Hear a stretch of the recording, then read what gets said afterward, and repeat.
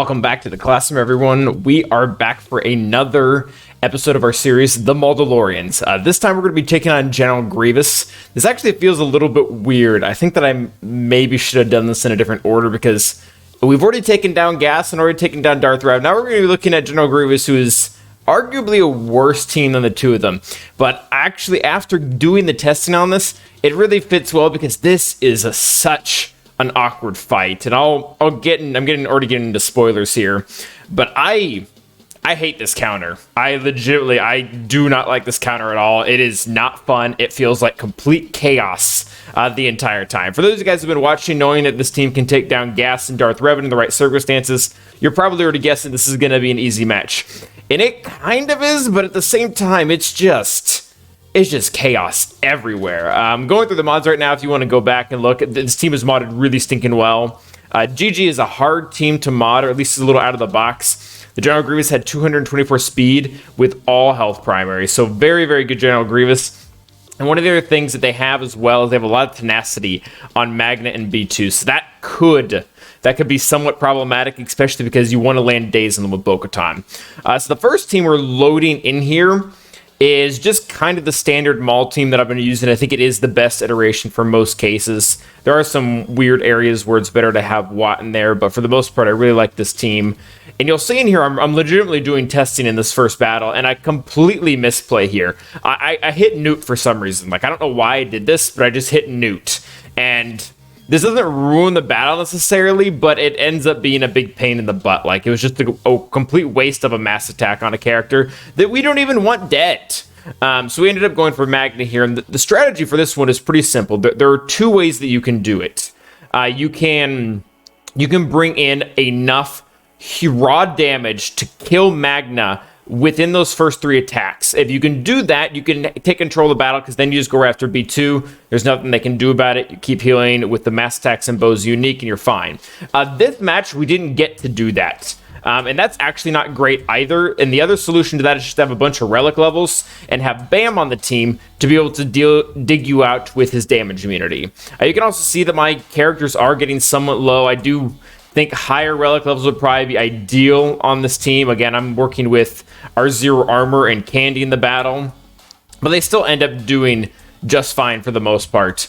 General Grievous does still have a lot of stuff to use against this team. One of the things that's the most pain in the butt, to be honest, is General Grievous reducing turn meter on dark side enemies. You can see that he kind of ends up getting ahead here. I think this wasn't the best test because we misplayed essentially in the beginning, but this is one specific battle. If you guys are going to use this counter, I'm not. Like, I hate this counter. It just feels so random and so chaotic the entire time. I mean, it works, but it's just all over the place. It reminds me a lot of Traya versus Geonosians. Like, Traya versus Geonosians is a very solid counter, but it just feels like chaos the entire time because they're constantly getting turns. But what I was saying is one mechanic that you really want to take advantage of in this fight with Maul is consistently using the mass attacks, not to do damage, but to heal. And you'll see at various points in the testing here, I do it when we don't have 5 stacks of Anguish, which means we're not going to get to that huge hit at the very end, but we're legitimately just doing it so that we can get back to full health, because as soon as we kill someone and Grievous gets another turn, his AoE is just going to wipe us completely out. So in this battle, you'll see that it'll actually play it correctly. We'll go right after Magna. We'll get a bunch of hits on him, and this is where a higher relic Canderous and a higher relic Bam will really help, because even with just those 3 hits, we're able to chew through what is a pretty darn good Magna Guard. So Magna's going to die right out the gate, and now we immediately have access to B2, and this match goes a lot smoother. So even again with my R0 Canderous, we were able to get through there. We're able to cleanse that. You'll see that I can pretty consistently not land the days on B2 and Magna, and that kind of sucks because my Bo-Katan is modded for 100% potency. It's just, if you're going up against a good player, they're going to have tenacity on B2, so that's not really something you can rely on. Bam's damage immunity mechanic in this one is not as big of a deal, primarily because most of the damage on the General Grievous team is AoEs. So you put damage immunity on 2 characters, and then the rest will get pulverized when B1 or General Grievous get their AoE. So you'll see this one went a whole lot smoother. And I was really, really curious at this point to see how well this would go without using Bam, because like I said, Bam didn't really seem super crucial with his damage immunity. And yeah, we end up getting into Grievous here, and it's just really, really satisfying. And I think I just finished this one just for the sake of getting to watch Bam used with his Whistling Birds, but nope, he didn't even get there. So for this last fight here, or at least this last fight in this video, I believe I went ahead and I switched in Gar just for fun. I've been really trying to see if we can make him work, because I mean Gar brings just a lot less to the table than Bam does. He's not a scoundrel, so we don't get any of the bonuses on Canderous as well, and also he himself just doesn't do a lot. And you'll see here that this is one of the big issues with using Gar here, is we can't get enough damage off on Magna to kill him in the beginning, because Gar does almost no damage. So if we had maybe like an R8 Maul and an R7 Canderous, we would be able to sub him in. But without that, we really just get essentially run over here, at least with this strategy.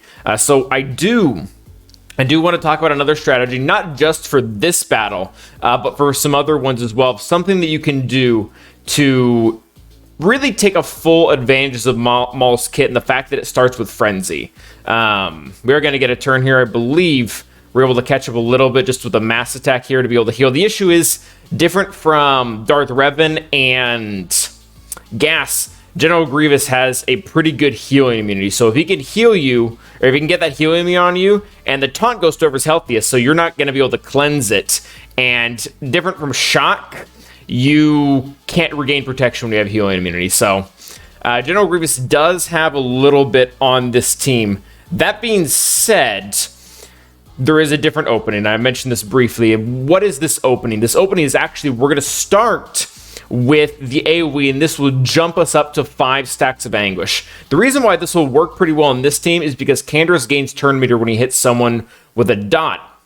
So we'll already be able to go with Canderous right away, and once we go with Canderous, we should be able to trigger Maul's Frenzy. The only issue with that is B2 will typically clear it off, and we just essentially have to play the waiting game. And this is actually super tricky, because the waiting game is incredibly dangerous with General Grievous, or with Maul Mandalorians versus General Grievous, particularly because of the turn meter reduction, and we just kind of have to hold out here. I did test this a couple of times after. This is not just a one, I didn't do this just one time around with Gar to see if it could work. I actually ended up doing it another time, and it worked just as well as it's going to, which is really, really funny, because this is the first, maybe this is the only battle where you can bring in Gar, part of the main Mandalorian team, and it'll work for you. So now we have all 5 stacks of Anguish, and we're doing some pretty ridiculous damage over here to B2. I do believe I just ripped the Band-Aid off and kill him. Didn't really want to deal with that. And from here, we pretty much have control of the battle, and this is pretty standard for any General Grievous battle. Once you kill B2, you're really just home free. So he'll keep taking turns, and Gar does end up dying, but that's probably due to the fact that he's Gear 12. If he had the defense of a Gear 13 character, this would probably be very, very different. So yeah, B2's dead. Should have aimed for Grievous there in retrospect, but that, again, we just have enough recovery to be able to recover from all General Grievous's attack. So I do think this is a relatively easy counter. I still kind of hate it. Like I said, it just feels chaotic. It doesn't feel like there's enough legitimate synergy here. It just kind of feels like you're bashing your way through until they die. Which, if you need that to work, if you need a General Grievous counter, you can do this. But at the end of the day, I would, and this is what I'll end up doing, I would just rather leave the Maul team on defense, because I already have Bad Batch or something else to counter General Grievous. So there it is. It definitely can work if you want it to. It's valid. I would probably rank Maul as the better team, but I do even see there being potential for General Grievous being a very good counter, depending on the Maul team, to being a counter to him. Just because, like we said, the turn meter, and they don't really have any way around B2 different from some other counters. So that is going to be it for the videos, guys. Overview of this counter. The comp is pretty easy. Any comp that you can use Gar in and get away with it is going to be under easy. The mechanics for this are normal. Like I said, you do have some things for you, like the protection recovery, but you also have things against you, like the TM specifically going against you. Zetas and Gear, I do think it's pretty easy. I wouldn't recommend taking Gear 12s against an R7 Grievous, which is what we did with Gar, and he died. But Gear Relic 0 Armor held up really well to a really well modded Grievous at a really high Relic level. And so its overall viability is easy. I still hate it. I don't like it. I will not use this. I would only recommend this for worst case scenario, but it is something you can use.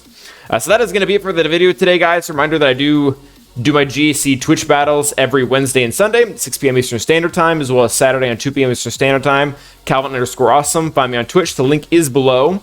But until then, stay awesome.